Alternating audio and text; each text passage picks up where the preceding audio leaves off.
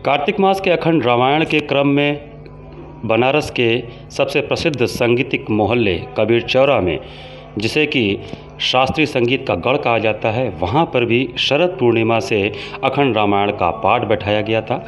यह अखंड रामायण पिछले 40 वर्षों से अनवरत शरद पूर्णिमा के दिन बैठाया जाता है और 24 घंटे तक अखंड रामायण के पाठ के पश्चात भजनों और कीर्तनों के माध्यम से प्रभु राम, सीता मैया, लक्ष्मण जी, भरत जी, शत्रुघ्न जी, बजरंगबली, ब्रह्मा जी, विष्णु जी, महेश जी तथा माँ दुर्गा, काल भैरव बाबा सहित तमाम देवी देवताओं की आराधना की जाती है। बड़े पैमाने पर रामायणीय लोग बैठकर यहाँ पर एकत्रित होते हैं और चौपाइयों का गान करते हैं।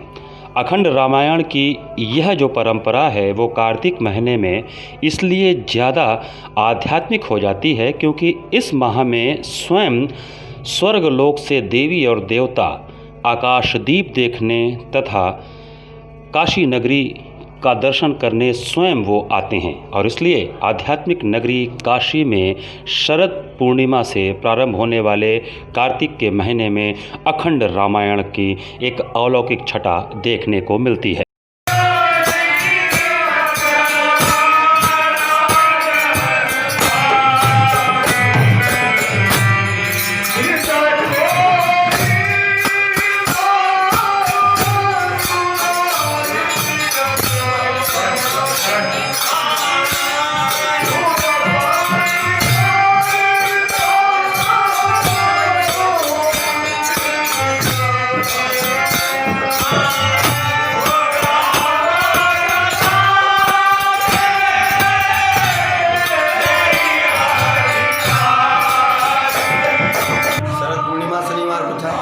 शरद पूर्णिमा को हर साल ये हमारे यहाँ होता है। अच्छा, और अनवरत ये 40 सालों से लगभग ये चला आ रहा है। आज 40वां का सालगिरह है। तो इसमें क्या सबको आप बुलाते हैं, भंडारा भी करते हैं?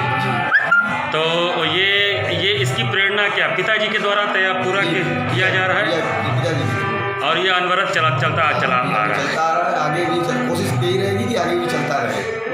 शारदीय नवरात्र के पश्चात जैसे ही कार्तिक का महीना लगा, आध्यात्मिक नगरी काशी में जगह जगह रामचरितमानस की चौपाइयाँ गूंजने लगीं। कार्तिक का महीना पवित्र महीने में से एक है और इस पूरे महीने में बनारस के अधिकतर जगहों पर, मंदिरों में, घरों में लोग रामचरितमानस के अखंड रामायण की चौपाइयों का आयोजन करते हैं। इस समय हम आपको पिपलानी कटरा स्थित श्री संकट हरण बजरंगबली के मंदिर में ले आए हैं, जहां पर कल से अखंड रामायण का पाठ प्रारंभ हुआ था और आज 24 घंटे के पश्चात रामचरितमानस के विभिन्न चौपाइयों के मध्य प्रभु राम, माता जानकी, लक्ष्मण जी, भरत जी, शत्रुघ्न जी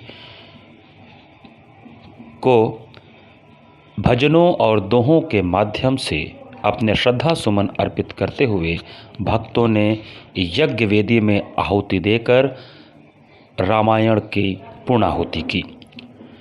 हम आपको बता दें कि कार्तिक के महीने में वीरों को और शहीदों को श्रद्धांजलि भी दी जाती है और इस महीने में कई जगहों पर अखंड रामायण के पाठ भी किए जाते हैं। इस समय हम आपको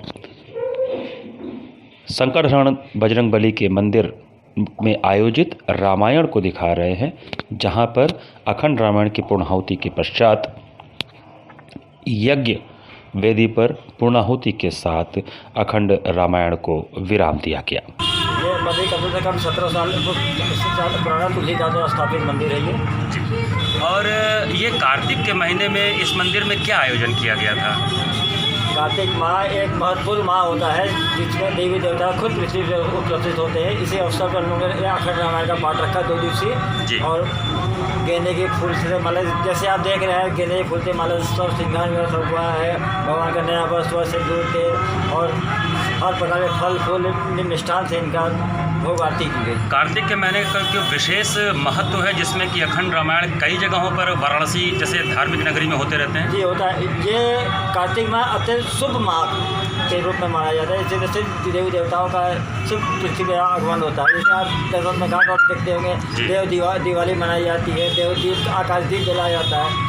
इसी मतलब ये बहुत शुभ है और सर ये अधिक माह के कारण इस समय और इसका महत्व बढ़ गया है। जैसे हर घर में देखेंगे आजकल हर पूरा 1 महीने तक लगातार लोगों के घर में रामायण, सुंदरकांड, कथा होता है, पूजा पाठ सामग्री सब होती है।